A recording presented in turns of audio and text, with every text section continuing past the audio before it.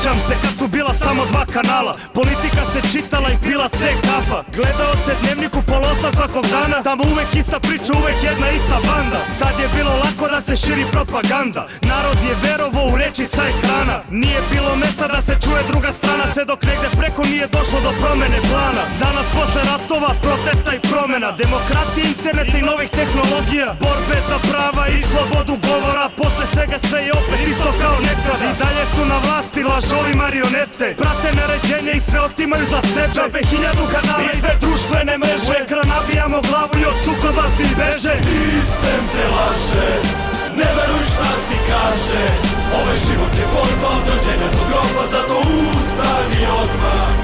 Sistem te laže, ne veruj šta ti kaže, ovaj život je borba od rođenja do groba, zato ustani odmah.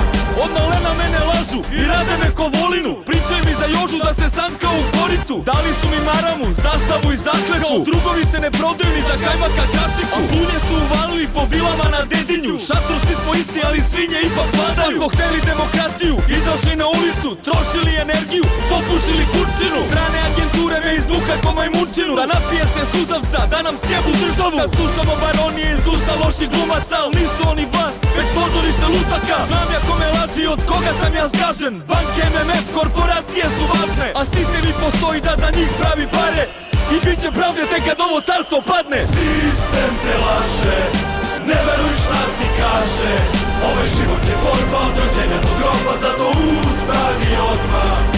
Sistem te laže, ne veruj šta ti kaže, ovaj život je borba od rođenja do groba, zato ustani odmah.